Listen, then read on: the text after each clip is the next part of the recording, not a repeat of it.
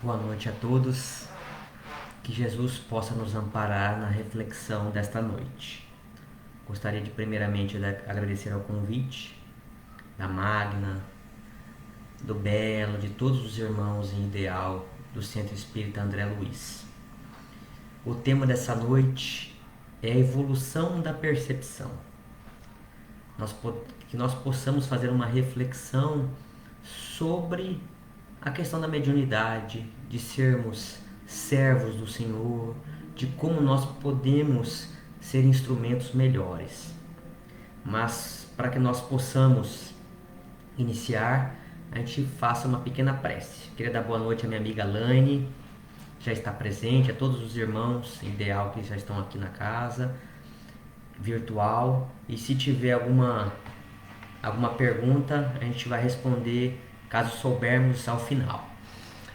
Querido Mestre Jesus, que possamos nessa noite receber mais uma vez as suas lições redentoras, tocando os nossos corações e nos transformando. Se conosco, Jesus, hoje e sempre, que assim seja, graças a Deus. Então, o tema é a evolução da percepção. E eu gostaria de iniciar com uma pergunta. O que é permanente em nosso mundo? O que é estático em nosso mundo? E nós vamos ver que nada é estático, nada é permanente. Nós vivemos em completa mudança em nossas vidas, em ciclos. E tanto no mundo espiritual quanto no mundo material. Deus é a perfeição e nós temos que respeitar essas leis divinas que nos levam ao exercício prático, né, nessa escola chamada vida, para que a gente possa evoluir. Então nada fica estático, né? Nós temos o livre-arbítrio de nos manter inertes, mas a lei do progresso acaba nos empurrando. E essa mesma pergunta, né, esse questionamento, Kardec fez para os espíritos, está lá no Livro dos Espíritos, na questão 781. Perguntou o seguinte: tem o homem o poder de paralisar a marcha do progresso? Então Kardec queria saber se é possível nós ficarmos estagnados. E aí os espíritos responderam: não, mas tem às vezes o de embaraçá-la. Então nós podemos criar dificuldades para que o mundo evolua, para que nossos familiares evoluam, para que as coisas à nossa volta, né, possam crescer espiritualmente, para que nós, né, também não caminhemos. Então, como Jesus falava, o escândalo há de vir, mas ai daquele por quem o escândalo vier.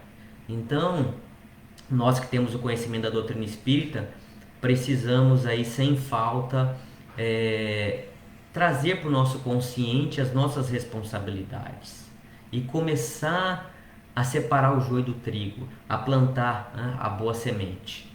Na pergunta 783 do Livro dos Espíritos, dando continuidade àquele capítulo que fala sobre a lei do progresso, Kardec faz a seguinte pergunta: segue sempre marcha progressiva e lenta o aperfeiçoamento da humanidade? Porque nós vamos, né, na literatura espírita ou qualquer outra literatura espiritualista, se fala muito que o tempo de Deus não é o nosso tempo. Nós somos ansiosos, nós somos apressados. Então Kardec já perguntou: essa marcha ela é lenta, ela é progressiva, como que ela é? E olha que os espíritos responderam: há o progresso regular e lento, que resulta da força das coisas. Então, uma engrenagem que ela sempre tem a mesma toada, ela vai caminhando. Mas aí eles complementam, eles falam assim: quando, porém, um povo não progride tão depressa quanto devera, Deus o sujeita, de tempos em tempos, a um abalo físico ou moral que o transforma. Qual o abalo físico que nós estamos passando nesse momento? Qual foi o chacoalhão que nós recebemos, Laine, no nosso planeta nesse momento, para que a humanidade possa progredir? que isso está muito claro, né, na questão 783 do Livro dos Espíritos, que de tempos em tempos Deus manda é, é, situações, né, fatos que possam fazer com que a humanidade repense a própria vida, mude o estilo, mude a forma de pensar, saia do caminho dos desenganos. Então é muito interessante essa resposta, porque vem a calhar exatamente com a nossa situação da pandemia. Então, se a nossa vida material sofre uma mudança, como nós podemos chamar do novo normal, isso acontece, como todo mundo tem falado, será que não vai acontecer mediunicamente? A lei do progresso é só para algumas alas da nossa vida ou ela abrange toda a nossa magnitude existencial? Então, sem dúvida nenhuma, que quando nós voltarmos às nossas casas religiosas, quando nós voltarmos aos centros espíritas, igrejas, sinagogas, mesquitas, terreiros, não vai ser a mesma coisa. A gente precisa ter isso, né, em mente. É o novo normal. A própria mediunidade já sofreu, sem dúvida nenhuma, modificações para que a gente possa evoluir cada vez mais. Então a gente vê, né, como era há milênios, como com a terceira revelação, quando tinham as mesas girantes, quando os efeitos físicos eles eram necessários para despertar nas pessoas da época a curiosidade, que então depois levaria as pessoas sérias a buscar respostas. Foi isso que Kardec fez. Então, Kardec, extremamente cético, ele foi no intuito único e exclusivo de desmascarar possíveis charlatães. E aí ele começou a se deparar com situações, falou, olha, existe alguma coisa, uma inteligência por trás disso, né? Existe uma força por trás disso. E essa força é inteligente. E aí ele começou a ver que realmente existia e tudo que nós como espíritas sabemos. Então, há essa necessidade de tempos em tempos que haja esse progresso, né? Pode ser muitas vezes, como eu disse aqui, lento e regular, e outras vezes nós precisamos de um belo empurrão para a gente assumir a toada necessária para continuar com o progresso do planeta. Por isso que falam muitas vezes no planeta Chupão, no planeta X, que ou seja, os espíritos que não estiverem mais, né, aquele corte mínimo, né, aquela nota mínima que tem nas provas, a Lânia é professora, tem nas provas, o Belo, tem nas provas, olha, quem tirar menos de 5 aqui não vai para a próxima. Então, os espíritos que forem recalcitrantes, que se comprazerem, né? Estão se comprazendo o tempo todo no mal, infelizmente vão ter que retornar a próximas encarnações no planeta primitivo, porque não cabe mais no nosso planeta certos tipos de atitudes, de comportamentos, de sentimentos. E qualquer um de nós tem o livre-arbítrio e pode ir para um planeta desse. Então nós precisamos ter essa humildade no nosso coração, que nós não estamos ilesos de nada. Nós podemos cair amanhã, nós podemos escolher o medo, escolher o ódio, escolher a falta de perdão. E Jesus falou, a quem muito há dado, muito será cobrado. Então, para quem tem um conhecimento espiritual, o ponto de corte da nota é muito maior. Uma pessoa que tem pouco conhecimento vai ter para Deus uma prova. Nós que temos um conhecimento muito mais vasto, teremos outra. Eu me lembro que eu estudava numa escola espírita e tinha, na época, testes que eram feitos, né, mediúnicos, para saber como que estavam, que a gente fazia tipo uma caderneta pessoal, escrevíamos sobre a nossa reforma íntima, como nós gostaríamos de de fazer proposições para melhora, né? Tentar identificar os nossos defeitos, as nossas qualidades. E eu me lembro que uma pessoa boa, e o plano espiritual dava uma nota, né? Eu perguntava para os mentores uma nota para ver como que os alunos estavam. Era uma forma de incentivo ou de reflexão. Porque na verdade ninguém sabia, os médios não sabiam como que as pessoas estavam no dia a dia. Porque no centro, na igreja, nós somos um, né? Muitas vezes na vida nós somos outros. Nós não somos igual a Jesus que consegue em todos os setores da vida manter-se com a mesma postura, com a mesma clareza. Infelizmente nós vestimos máscaras ainda. Estamos tentando tirar essas máscaras. E essa pessoa, ela e falava, né? O professor falava assim, olha, cada um fica com a sua nota, ninguém mostra para outra pessoa, para que não tenha ciúme, inveja, nada.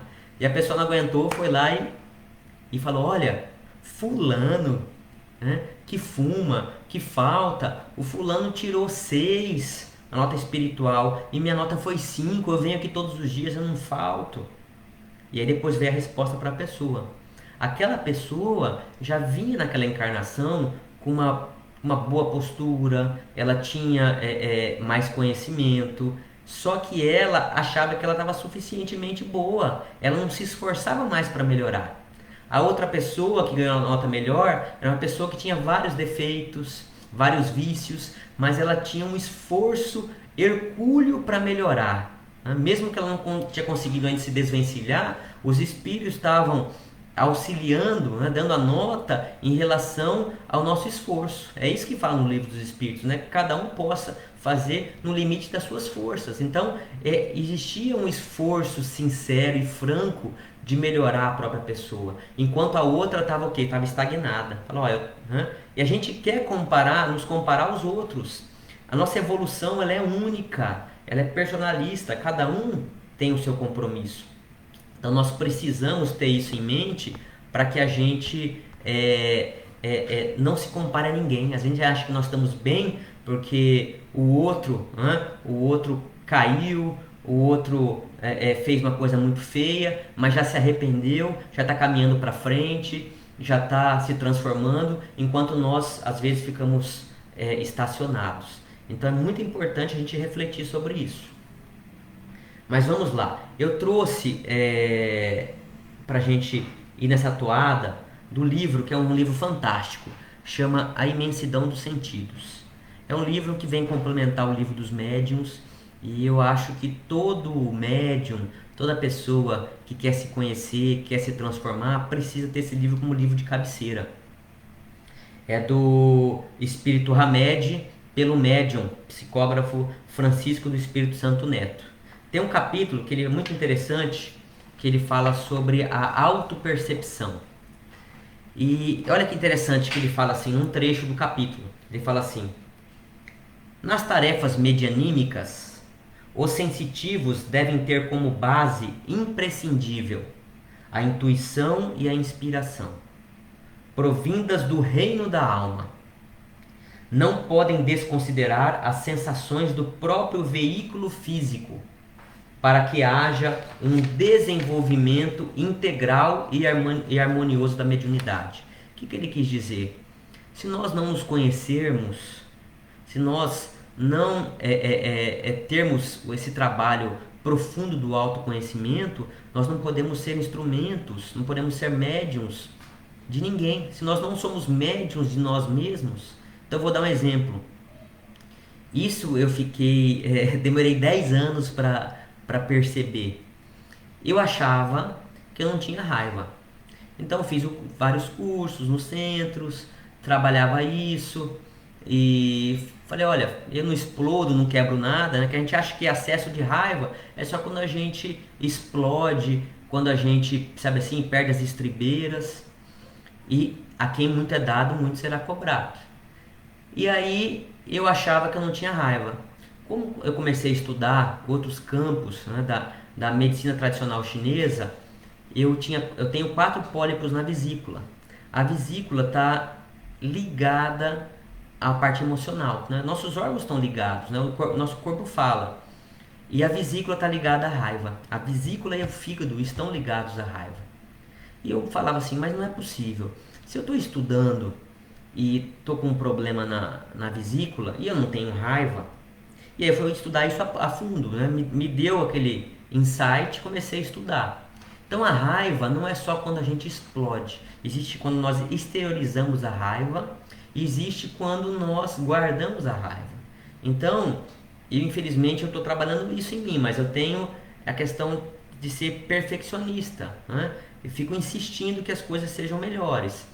Até um certo momento é bom que a gente trabalhe o burilamento, mas quando a gente é escravo disso, isso nos faz muito mal. Então, alguma coisa que me contrariasse, por dentro eu guardava. Por dentro eu guardava, sabe? Eu não exteriorizava, mas eu ficava chateado por dentro. Então, meu corpo começou a acumular aquela energia que não era salutar. Eu não conseguia trabalhar a aceitação. Então, se eu consigo fazer, eu não posso achar que todo mundo consiga fazer da mesma forma do que eu. E aí eu ficava contrariado. O que acontecia? Minha vesícula, meu fígado começam a receber essa energia de raiva. Né? Que essa energia de raiva é o que? É uma contrariedade a uma situação. A raiva é quando a gente perde, né, o sentido racional de entendimento em relação às coisas e a gente quer acabar de qualquer forma. Então, quando eu comecei a descobrir isso, o que eu fiz? Eu falei, olha, eu tenho que ser primeiramente médium de mim mesmo. A evolução do espírito, nós precisamos ser médios de nós mesmos. Eu não posso querer receber mensagem para os outros, resolver a vida dos outros, receber, né, psicografia, incorporar, né, não importa, em psicofonia, se eu não consigo ainda nem identificar meus sentimentos. Olha como isso é importante. Então, o Espírito Hamed fala, olha, primeiramente, né, o primeiro passo, o primeiro degrau é nós sermos médiuns de nós mesmos. Né? Vamos colocar o Evangelho para a nossa vida, vamos colocar as percepções, as sensibilidades para a nossa vida, e aí a gente começa a identificar. Né? É igual as pessoas que a gente brinca, fala assim, olha, a gente quando falava na escola, lá no curso, todo mundo falava que precisava trabalhar o perdão, precisava trabalhar às vezes a raiva, precisava trabalhar o desapego, mas ninguém tinha inveja. Aí eu até brinco, falava assim, brinco dizendo assim, ó, todo dia vão inúmeras crianças, né, milhares de crianças em benzedeiras, benzer de arca caída, benzer de olho gordo, e quem está mandando essa inveja? Então no mundo, muitas vezes a gente quer alguma coisa que não seja nossa e a gente fica com vergonha de assumir. Então, como nós cristãos do terceiro milênio, como médiuns, como filhos de Deus, para que a gente possa melhorar, nós precisamos primeiramente identificar tanto as nossas qualidades quanto os nossos defeitos. Também não podemos só focar nos nossos defeitos, senão a gente vai ficar, né, como aquele perfeccionista que só acha coisa ruim. Não, nós temos muitas coisas boas e achar esse equilíbrio. E a Lani fala aqui, né, a nota de corte espiritual será por faixa vibratória. Exatamente isso. Uma questão de energia. Então, a nossa boca pode falar coisas maravilhosas, mas a nossa energia não mente. E os espíritos mentores sabem disso. Eles não têm dúvida nenhuma em relação a isso. E ele fala mais assim, ó, a autopercepção é o somatório de todas as impressões internas e externas. Ao mesmo tempo, através dessa sensação generalizada, a criatura entra em contato com si mesma, podendo traduzir com certeza se é sua ou não a emoção registrada e de onde ela se origina. Então, nós precisamos dar esse primeiro passo de ver, né, identificar o que nós temos de bom e de ruim, para depois, quando nós conseguirmos mapear o nosso coração, as nossas emoções, não quer dizer que nós resolvemos, mas nós adentramos no campo do despertamento consciencial. Olha, eu estou desperto, eu sei até onde eu posso ir, eu sei das minhas limitações. É igual as pessoas falam quando a pessoa tem problema com alcoolismo, ela tem que evitar ir a um bar, tem que evitar amigos que gostam de beber, porque é um ambiente que não é propício. Então, se a pessoa tem essa fraqueza, ela se identifica e ela vai trabalhar isso o quê? Evitando que as coisas aconteçam, porque depois tá num ambiente, né, envolvente é muito mais difícil. Eu lembro que tinha um rapaz que ele pedia ajuda direto no centro, pedia tratamento espiritual. E ele tinha problema com drogas. E a gente sempre ajudou ele e, e ele sempre voltava no centro e ele pedia tratamento espiritual. Ele falava assim: Olha, os espíritos me levaram de novo. Os espíritos me levaram. Isso uma, duas, três. Depois, numa quinta vez, né, veio um mentor já mais bravo, né, mais rígido, como Emmanuel era. Emmanuel não ficava passando a mão na cabeça de Chico. Né? Quando precisava falar, ele falava. E às vezes a gente precisa ouvir palavras mais duras, porque a gente acha que a espiritualidade é só palavras meigas, só palavras brandas, mas a gente, às vezes, com amorosidade, mas com firmeza ser falado. E foi falado para ele, falou assim: olha, pare de colocar a culpa na espiritualidade inferior. O primeiro passo que está te levando a se drogar é quando você sai com seus amigos para beber. Quando você bebe, uma bebida alcoólica, você que tem problema, você começa a abrir a primeira porta para que os espíritos tenham mais facilidade de entrar na sua mente. E depois, para você ir com uma droga pesada, é muito mais fácil. Então, se lá no final os espíritos estavam te levando, no início quem aceitou o convite de ir para um bar foi você. Então não tire a sua responsabilidade. Obviamente que ele não gostou do que foi falado, mas ele foi refletir. Muitas vezes a gente quer passar uma mensagem como médium e que a pessoa agradeça. Mas às vezes a gente passa uma mensagem que não é o que a pessoa quer ouvir, mas é o que a espiritualidade superior nos pede. Então que a gente, como diz minha esposa, que a gente coloque na ponta da lança um mel, mas dê a flechada. Né? Às vezes é necessário que a gente ponha os pingos nos is, com amorosidade, com respeito, mas com firmeza. Mas eu gostaria de falar sobre algumas constatações. Né? Se nós estamos num momento do novo normal, de mudança, está havendo a evolução da percepção, da questão mediúnica, da nossa sensibilidade. Qual que é a primeira constatação? E eu trouxe 3 para a gente refletir. A primeira é o seguinte: para o amor não existem barreiras. O que acontecia antes? Nós, quando não estávamos bem, necessariamente nós tínhamos que ir a um centro, a um terreiro, a uma igreja, a algum lugar para que a gente recebesse um tratamento espiritual. Se nós não fôssemos a determinado lugar, não tinha validade o recebimento das boas energias. E aí nós vimos com a pandemia que as pessoas recebem, que nós podemos vibrar, podemos receber vibrações. Mas Felipe, Jesus falou sobre isso? Falou sobre isso. Quem se lembra, está no Evangelho de João, se eu não me engano. Quem se lembra quando Jesus estava em Caná da Galileia? E aí chegou um oficial do rei. O oficial do rei chegou para Jesus e falou assim: Senhor, meu filho está muito doente, está em Cafarnaum. E aí eu fui dar uma pesquisada. De Caná na Galileia até Cafarnaum, naquela época, caminhando, 40 quilômetros, era uma maratona. E o oficial pediu para Jesus: desça comigo até onde está o meu filho para curá-lo. O que Jesus falou para ele? Jesus falou assim: se não virdes prodígios e se não virdes milagres, nunca crereis, de modo algum crereis. Então ele quis dizer: se você não estiver me vendo curar seu filho, você não vai acreditar. E aí Jesus falou para ele assim: desce, Senhor, Ele falou assim, não, vai que teu filho está curado, porque teu filho vive. E ele, nesse momento, ele acreditou. Mas o filho estava a 40 quilômetros, ele só ia encontrar o filho no outro dia. Mesmo assim, ele sentiu no coração que o que Jesus havia falado era verdade. E ele foi embora.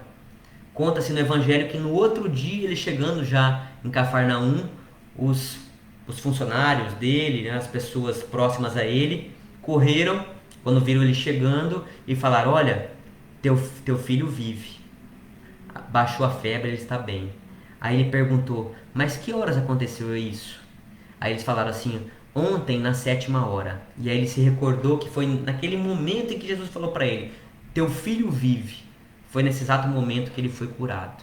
Então Jesus já nos deu o exemplo que nós não precisamos estar presentes para que haja uma cura. E na pandemia, com esse isolamento social, a gente não pode diminuir nossa fé. Nós podemos ajudar muitas pessoas.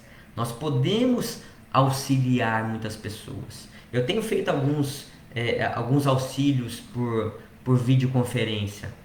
Mas, Felipe, mas virou uma coisa muito impessoal. Não. Né? Há pessoas que moram em outras cidades. É como Jesus. Jesus tinha um compromisso espiritual e tinha um compromisso com os apóstolos. Ele não podia andar 40 quilômetros, né?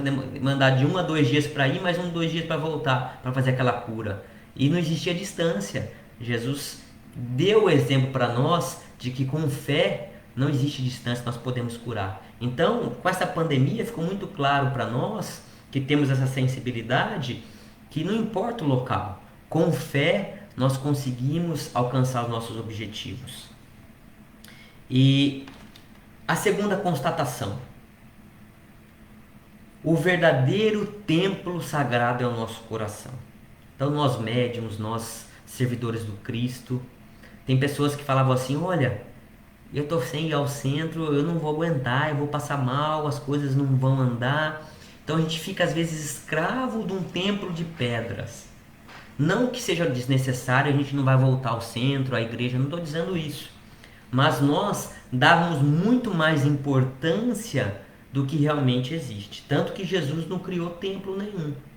Então, no momento que todos nós nos isolamos das nossas casas, a gente conseguiu constatar, quem tem sensibilidade conseguiu perceber isso, que da mesma forma nós podemos ser socorridos, nós podemos ser abraçados pela espiritualidade, nós podemos ser abençoados pelos bons espíritos. É claro que nós vamos voltar a encontrar as pessoas nas casas religiosas, mas a gente conseguiu perceber que em 6 meses, com as casas fechadas, ninguém vai morrer de obsessão. Nós podemos pedir para um amigo nosso fazer uma oração, nós podemos fazer as nossas orações, nós podemos, como Jesus falou, quando 2 ou mais pessoas estivessem reunidas em seu nome, ele ali estaria. Então, a esposa com o marido, o casal, a filha com o pai, não importa. Quem mora sozinho pode ligar para um amigo, fazer uma oração. Então, o verdadeiro templo está em nosso coração. Com a evolução das percepções, a gente conseguiu constatar isso, que nós conseguimos, de onde nós estivermos, nos ligar a Deus. Nós conseguimos essa força curativa em nosso coração. E a terceira constatação: não é um ambiente que precisa ser adaptado a nós. Nós que precisamos nos adaptar ao ambiente. Eu me recordo de há muitos anos, eu frequentava um centro que as pessoas falavam assim: Felipe, o centro precisa ser um ambiente harmonioso, ele precisa ter silêncio absoluto, ele precisa ser assim, assado. E eu me lembro que eu estava numa palestra há muitos anos e uma criança, tinha umas 40 pessoas assistindo a palestra, e entrou uma mãe com uma criança. E o palestrante estava começando a dar palestra, a criança começou a chorar. Chora, chora, chora, chora. A mãe não saiu do salão. E ninguém falou nada para a mãe. E o palestrante foi ficando tão nervoso, tão irritado, tão nervoso. Assim, ele era para dar uma palestra de 40 minutos, ele deu em 20 minutos. Só que para mim ficou muito claro depois que era um teste. Era um teste para nós trabalharmos isso. Eu trabalhei num outro centro espírita que os trabalhos eram juntos. Era um centro espírita pequeno, numa casa, tinham muitos assistidos, a casa tinha muita gente, passavam as pessoas, e eu precisava trabalhar a concentração ali na maca. Eu precisava atender a pessoa, então eu conseguia me desligar de todo aquele falatório que poderia passar perto ali e eu me concentrar só no amor, só naquela pessoa que está recebendo. É como um amigo meu falava, Felipe, um dia que tiver a guerra, o enfermeiro, o médico, vai todo mundo entrando no hospital, ele não vai ficar pedindo silêncio, ele precisa auxiliar do jeito que está. E nós, como médiums, vai ter momentos em que nós precisamos ter a concentração total, não importa o que tiver fora. Então, às vezes, nós estamos dando agora palestras, entra um filho, assim, entra alguém no ambiente, por videoconferência. Então nós precisamos compreender que aquela vez que Jesus estava conversando e chegou uma criança. Né? Então as pessoas, peraí, os adultos estão conversando, imagina, no contexto de há 2000 anos. Então as crianças não podiam participar da conversa de adultos. E aí Jesus falou o quê? Vinde a mim as criancinhas. Então, assim, não importa, né? O que importa é a pureza do coração. Então, às vezes, a gente está muito preocupado com a forma. Então, às vezes, podemos estar num ambiente que ninguém está falando, mas um está pensando na conta que vai pagar amanhã, o outro está pensando se vai trocar de carro, o outro está pensando o que vai comer no jantar. E tem outro centro que está um ambiente que não está tão místico, mas todos os médiuns estão concentrados. E na nossa vida tem que ser assim. Nós precisamos esquecer um pouco as questões exteriores e nos focarmos mais nas questões interiores. Essa é a evolução da percepção, essa é a evolução do médium que nós precisamos. Então, que nós possamos ter isso em nosso coração. Já passou do meu horário e que fiquem essas lições, essas reflexões. Nós vamos voltar daqui a um tempo para os nossos templos e não vai ser a mesma coisa, vai ser melhor, desde que nós estejamos abertos ao novo, desde que nós consigamos sentir as mudanças e nos abrirmos a ela. Essa é a proposta, essa é a lei de progresso. O mundo muda e nós precisamos mudar juntos com ele. Então, o verdadeiro médium é aquele camaleão, é aquele que se adapta ao ambiente, não o ambiente tem que se adaptar a ele. Então, nós precisamos ter isso em nosso coração para que a cada dia nós possamos fazer o que nos é cabível, como servidores do Cristo, ou seja, amar. E quando a gente ama de forma incondicional, não existe limites, não existem regras, não existem obrigações que nós pedimos aos outros, nós simplesmente levamos o amor.